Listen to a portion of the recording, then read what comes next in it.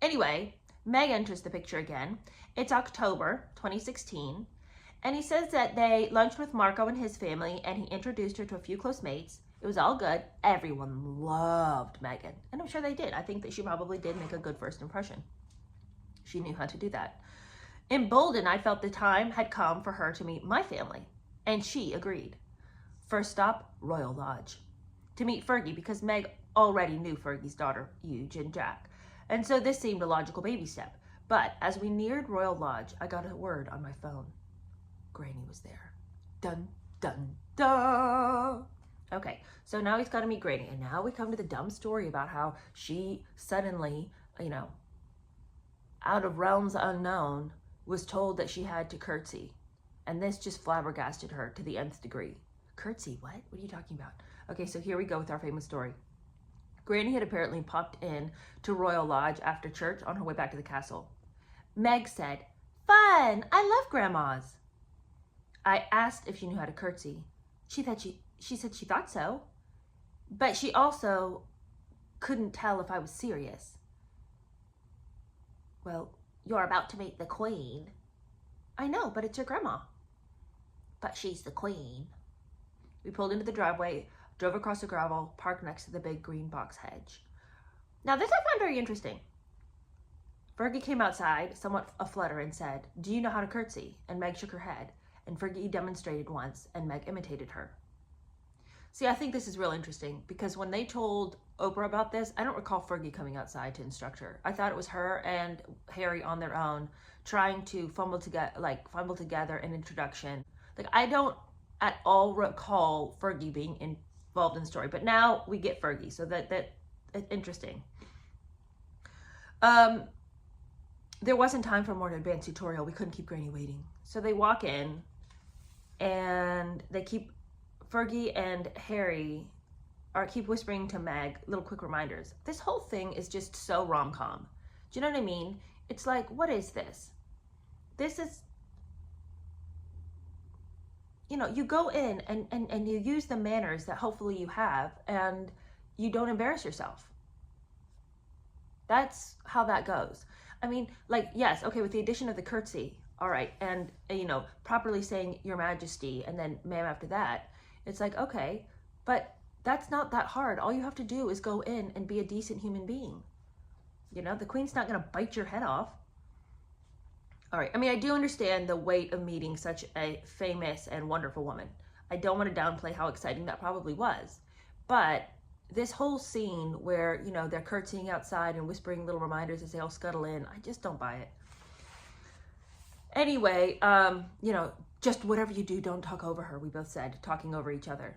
But would you? Would you ever talk over the Queen? If you had any manners at all, you would know you don't talk over somebody, Queen or not. Anyway, she says that they entered the large room, and there was Granny, and Meg went straight to her and dropped a deep, flawless curtsy. Your Majesty, pleasure to meet you. All right. Huge and Jack were near Granny, and they almost seemed to pretend not to know Meg. They were very quiet, very proper.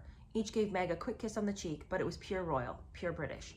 Well, what are they going to do, lay on each other's necks? I mean, come on. Of course they're being appropriate. They're in the presence of grandeur. Anyway,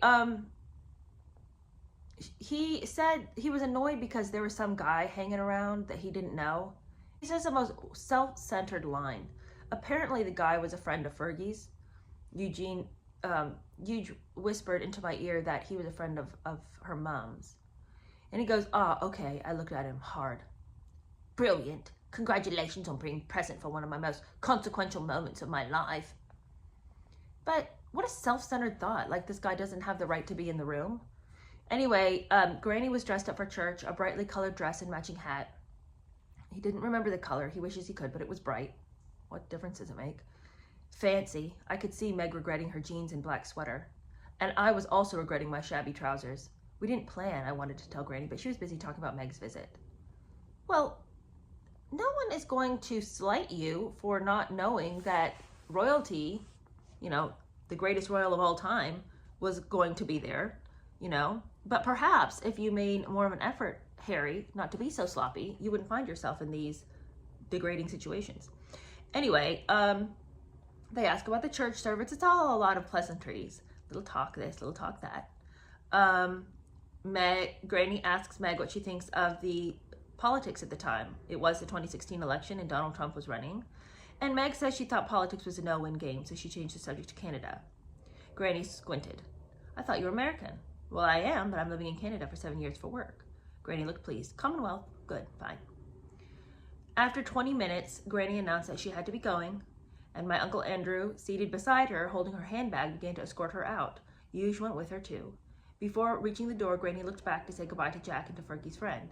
She locked eyes with Meg and gave her a wave and a warm smile. Bye.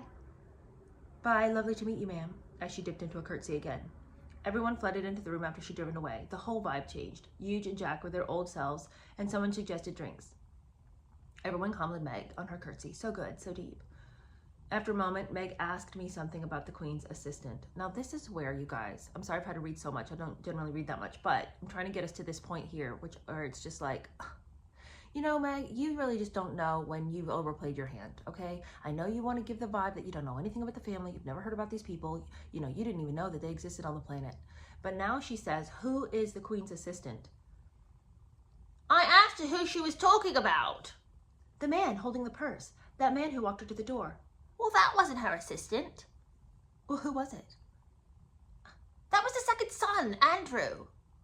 She definitely hadn't Googled us.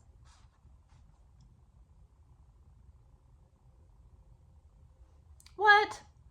I'm sorry. What? This was your big confirmation that she hadn't Googled the family because she didn't know who Andrew was? Like, I mean, she's just being overly ignorant to prove the point to a simpleton who wouldn't even notice that she's overplayed her point. You know what I'm saying? Like, this whole thing where, who is that guy, the assistant? Like, if you thought it was her assistant, you wouldn't even ask about it. Like, if you already knew that, like, if in your mind that was her assistant, you wouldn't then be saying, who was that man? Who's her assistant? You clearly already have figured out who that person was. It's her assistant. You know, she wants to prove that she doesn't know anything about these people. How is it that you, like, that is such a blunder to me. That whole scene is so lame. It's so, she's just trying so hard. And that's the problem with Meghan. Like, she is sophisticated in manipulation up to a certain point, and then everything just kind of seems to crumble. What is that?